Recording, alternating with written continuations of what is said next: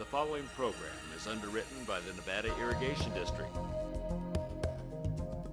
Since 1921, providing clean and healthy drinking and irrigation water to more than 24,000 homes, farms, schools, and businesses in Nevada and Placer counties.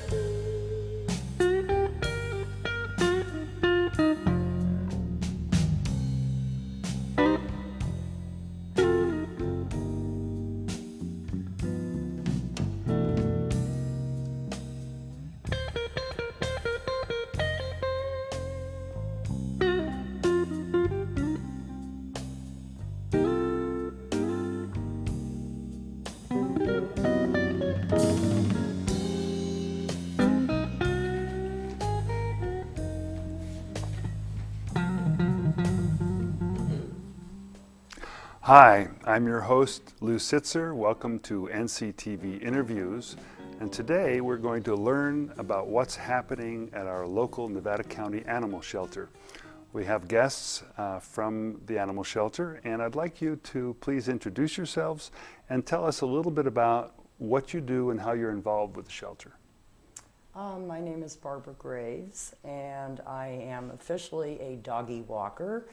Which basically means that at least once a week I am out there making sure our dogs get out on the trails, and I've been doing this work for about 3 years now.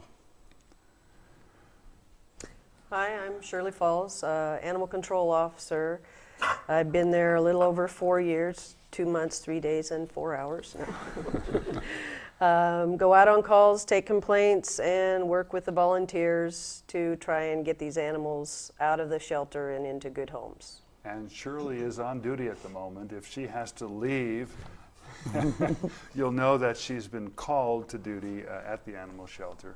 And we'll go on a little bit more as to what your job is as we get through the show. Well, you made me turn my cell phone off, so how are they going to... That's true. Good idea. Okay, I'll stay. Okay. My name is Janis Linfield, and I'm also a volunteer out at the animal shelter. I've been there almost 2 years now, and I am a cat care person on Tuesday mornings. I work with the cats in the shelter, and I also dog walk on a substitute basis, so that if somebody's out, I volunteer to take their place to walk the dogs. So about how many volunteers are involved with the shelter? There's over 100. Not at the same time. I mean, we have summer people and winter people, but pretty much over 100 volunteers that come out. And do you have animals other than cats and dogs? Yes, I've gone out on some calls where I picked up a couple alligators and ferrets and things like that. We have gotten parrots. We've had horses come in, Llamas, goats, I believe pigs, emus. So mice. This could be a very interesting place to visit in terms of maybe it's a little bit like a local zoo. I'm only kidding here. I'm only It can be. It's pretty close. The volunteers make it the zoo. No. Yeah, we get about everything. It's And a variety. how about your hours of operation? We're 8 to 5, but we're only open to the public 1 to 4, Monday through Saturday. In the mornings, they clean, medicate, get the animals ready for the public to come in. And is there an average amount of animals that you have per day? I mean, if you were It's a swinging door. We can be packed, and there can be 3 dogs in there, so it's hard to say. What's the general capacity? I think we can hold 24. 24. We can double up if we had to. As long as the dogs get along, we can put 2 dogs in a kennel, but we don't like to do that. Well, actually, 24 dogs and cats. I mean, 24 dog cages, 24 cat cages. Correct. 6 dog quarantine cages in case the dog is ill. And then we also have quarantine cat cages in the back. So our capacity is actually larger than what it may appear. I'm hoping we can swing a camera over, Barbara, because you have someone with you. This is my buddy Champ. Champ and his brother Rooster are 2 dogs that animal control brought in. They had been abandoned, and they are being fostered at my house, trying to get them healthy, and once healthy, they will be adopted. And when they came in, what did you discover? What kind of condition were they in? Oh, boy. Both of them were literally skin and bones. They had been on their own for some time. They also had intestinal parasites, Lyme's disease, heartworm, and I guess that was the main highlights. But they were pretty sick dogs, and I've had them now for, I think, 5 months. The heartworm treatment takes about 2 months, and the Lyme's treatment was a month, and we had to build them up, build their health up, just to be able to treat them at all. And are these routine services that the animal shelter provides? Yes, it really is. We are always looking for people to foster animals.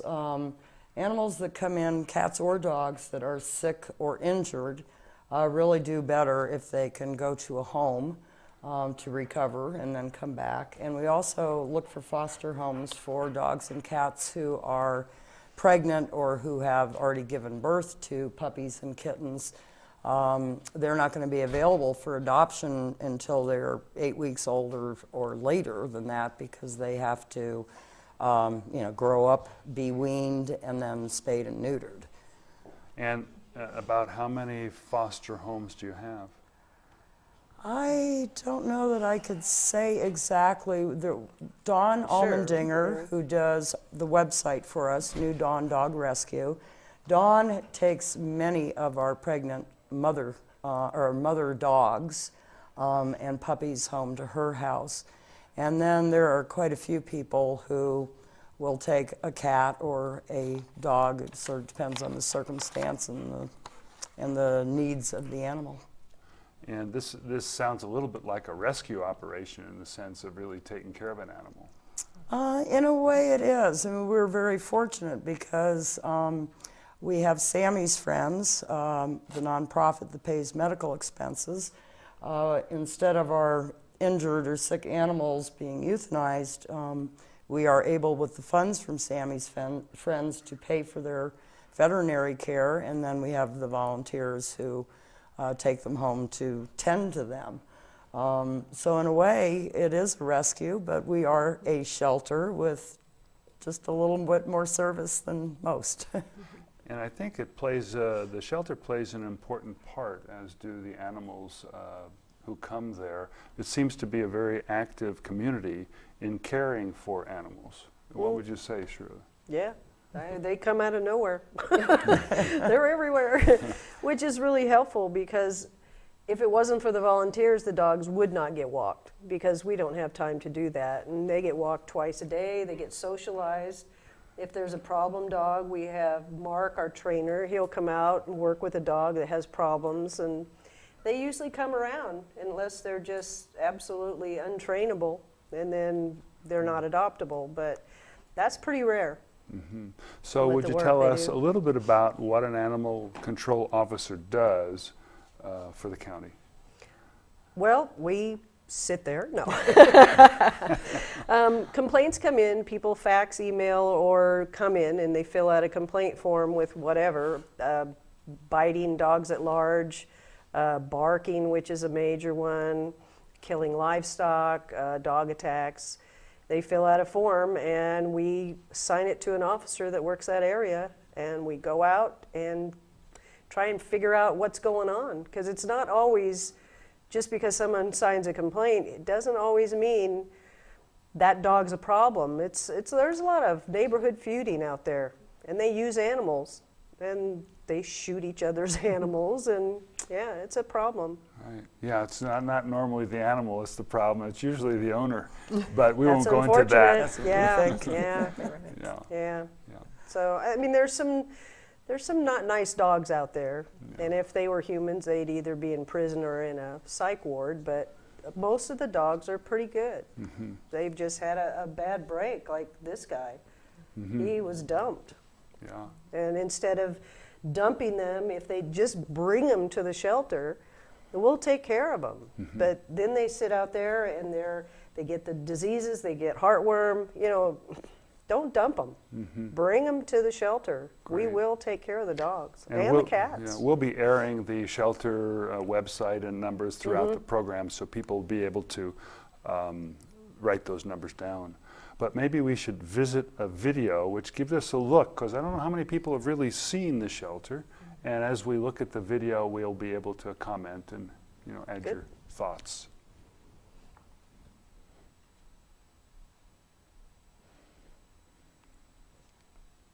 And it is much more than just walking. This is the head of our trail. We are fortunate. We have a trail blazed through the Manzanita that's pretty good size. We can actually keep the dogs out for about 10 minutes to just do one loop. And part of it is just to relieve the dogs of the boredom of sitting in a cage. Keep them in tune with people so that they enjoy, being with us. It gives us a chance to gain information about the individual dogs so that when people come and they want to adopt, we really try to match up the people's lifestyle with the type of dog. These dogs, here comes our Shiva the shepherd, being carried out to the play yard. We also... Any reason she's being carried? Yes, because she is terrified. Sheba, and here's Goldie. But These aren't dog walkers, they're dog carriers. we You have to be in good shape. Yeah. We had 4 dogs that were brought in who, as far as we could tell, had had no human contact. The mother dog was an outdoor dog. The puppies were born outdoors, and they were left out there. And when they came in, they were absolutely terrified of Everything. and people. And so we have spent a fair amount of time socializing them. Actually, one of the 3 dogs that you just saw has already been adopted. The black and white dog is getting pretty close to social. They're not mean. They're very, very, very sweet. They just don't know how to behave like dogs. And we're on to cats now. Yay, kitty. These are pictures within our cat room, and you're seeing some volunteers who are doing what we call cat cuddling. And basically what they're doing is spending time with the cats, touching them, keeping them very social with people, because when you cage an animal in a little tiny cage for a long time, they can go squirrely on you. So our volunteers in the afternoon especially spend a lot of time doing this sort of thing, as well as talking to the public. As Barbara mentioned, these are people who know these cats, and so they can explain a little bit about the personality of them and help get them placed with the right family. Also, I just wanted to mention the cat cuddling is pretty much what's done in the afternoon. In the morning, the shift in the morning, the volunteer crew, we end up cleaning cages, changing litter boxes, feeding these cats, and if we have time after all that, we get to do a little cuddling. They look pretty comfortable. They are. They're great. We usually have quite a cadre of adult cats up for adoption. The kittens go very quickly, but adult cats are more difficult to place, and maybe we can talk a little bit about that as we go along. Well, how long do animals generally stay at the shelter? In terms of A the while. cats, some turn over immediately, or come in or are adopted right away. Others stay for a very long time, and sometimes that's because they don't show well, and people won't give them a chance to get to know them. But other times, it's just happenstance, and the volunteers, I know, we're constantly moving them around, saying, maybe if they're in this cage, they'll get noticed. When it rains, it pours. Yeah. One cat will be there for months Next thing you know, 5 people will want it. Yes. And you go, what's gone? Well, I wanted that cat. The same thing I've said many times, some of the best dogs that we've had come in are the ones that have taken the longest to be adopted out. And there's really no rhyme nor reason to it. It's just finding the right person coming in, looking for particular qualities in a dog, and boom, finally somebody notices. Well, part of the reason I asked the question is I wondered if there's a period of time after which you have to put an animal down. If it's adoptable, it'll be there. Yeah. Technically not. The dogs, we look at a 2-month time frame. It's not set in stone, but after a dog has been there for about 5 or 6 weeks, we start really working, putting up flyers, going on the radio, sending out emails, anything we can think of, because we know they can't really stay forever. And beyond that, it's really not good for the animal to be sitting in a cage for, week after week after week. And the impression I have is that actually you have a lot of adoptions happening. And let's talk about the Adopt-a-thon. What is that? On May 3rd, the Nevada County Animal Shelter is hosting an Adopt-a-thon, and that is in conjunction with the National Pet Adopt-a-thon Adoption Day. It's actually international. International It now. has become international. You're right, absolutely. And we're going to, from 12 to 4 on May 3rd, we are going to have volunteers out there. We're going to have a bake sale and hot dogs and all of the animals, along with animals from other animal organizations in the community. Animal Save, We Pals. We Wonders, We Wonders. Mystery Mutts, Chow Chow Rescue. And the bake sale, hot dogs, and raffle are fundraisers for Sammy's Friends, who the organization that provides medical care for our shelter animals. And it's just going to be a very, very fun day. I think there's lots of activity. There's lots of volunteers to bring animals out and show them to the public. And we hope to get a number of dogs and cats adopted that day. So May 3rd, is this going to be an all-day? 12 to 12 4. to 4. 12 to 4. What day of the week? Saturday. Saturday, Yeah. so people could come. And it's going to be a festive occasion. Very festive. Yes. And hopefully a lot of animals will be adopted as well. Well, we I look guess at I'm it. going to have to go gather some more up. Do you work on Saturdays? I used to. Well, we've actually recently, it really is, as Shirley says, a revolving door. There are, you can come in one day and the shelter's half full, and come in 2 days later and it's packed to the rafters. You never know. Fortunately, recently we have been placing animals on a very regular basis. They're coming in and they're moving back out again, which is just great. And we've kind of joked that we'll have to go import animals. Of course, we do have the rescue organizations coming, and there's never a shortage.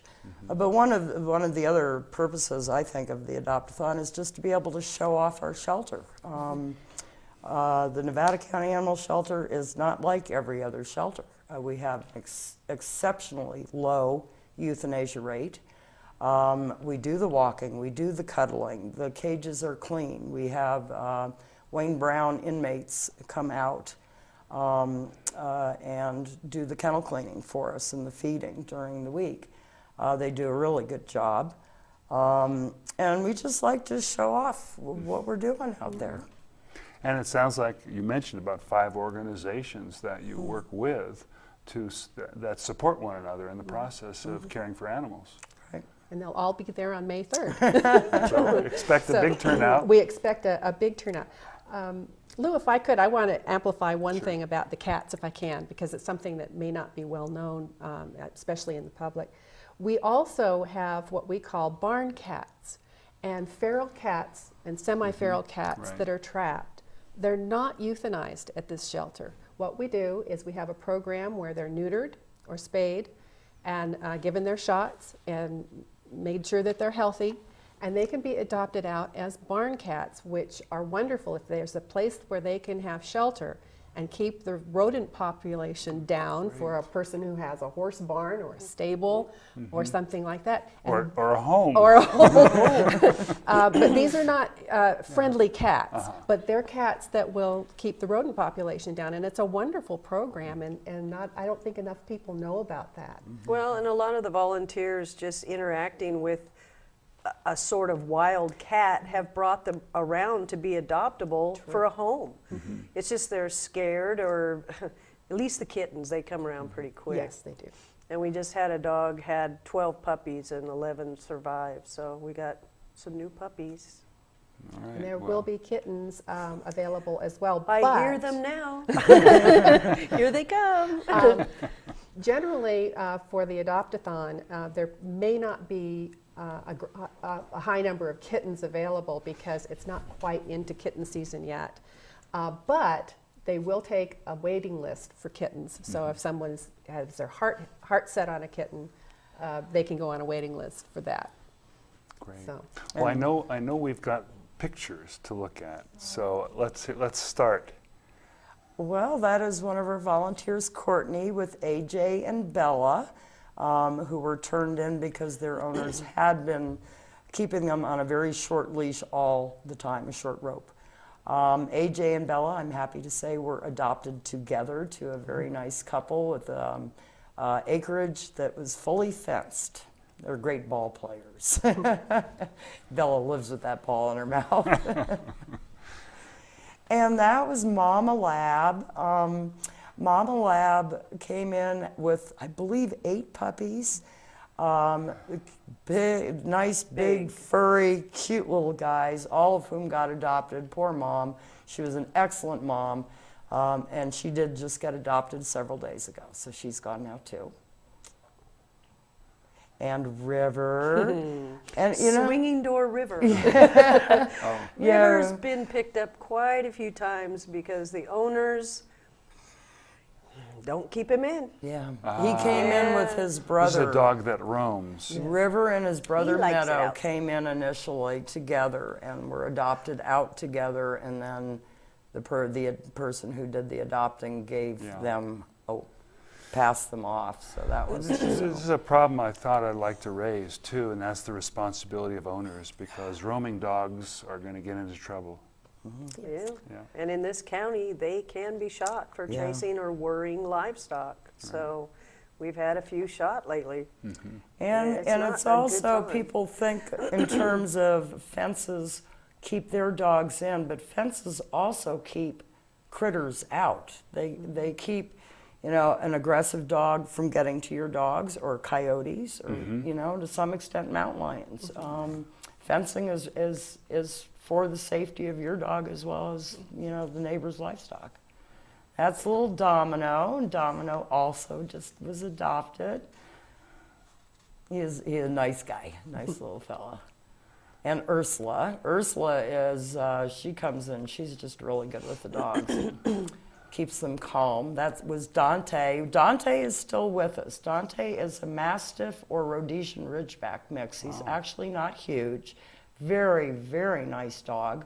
And he's had kennel cough, so he's been in quarantine, which is probably why he hasn't been adopted yet. He should be available at the Adopt-a-thon. And I've heard that the Ridgeback is a really interesting breed. He is smart. He's good with other dogs. He's very playful. That's little Carmel, who I believe just got adopted yesterday. Little female, huh? A little female Yeah, she got who adopted. had a litter sometime recently, but did not come in with her puppies. Where are they? I don't. I'll find them.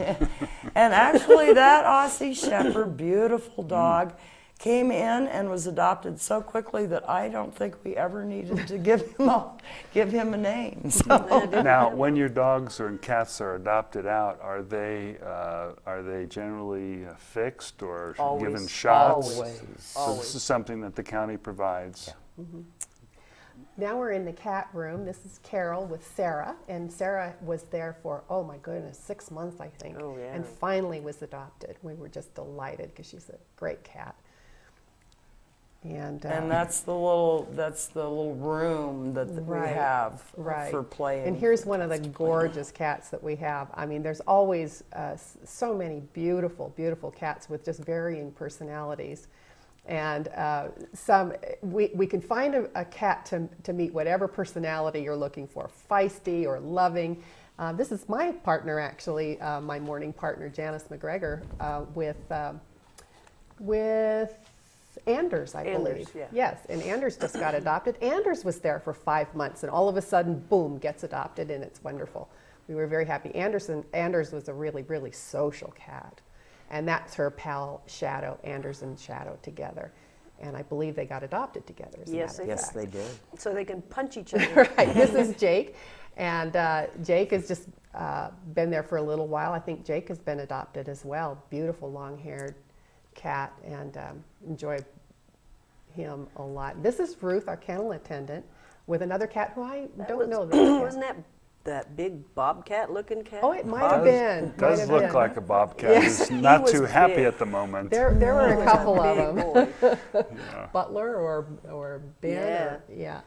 That's one of the new ones that is in there now, I We believe. have a number of these cats. They look like the Chinese cats to me. They're just absolutely They were in a delightful looking cats. sort they're of in a bad situation, so we brought them to the shelter and got them all fixed and Looks shots pretty and- comfortable right now. They're Yeah. coming around. Yeah, they're actually nice cats. Yeah, they're very nice cats. They're becoming more friendly. They were a little bit frightened when they first came in, but they're becoming more friendly. This is Debbie, who also works out at the And shelter. she's very camera shy. with Not at all another of the cats. photogenic. Where's the cat?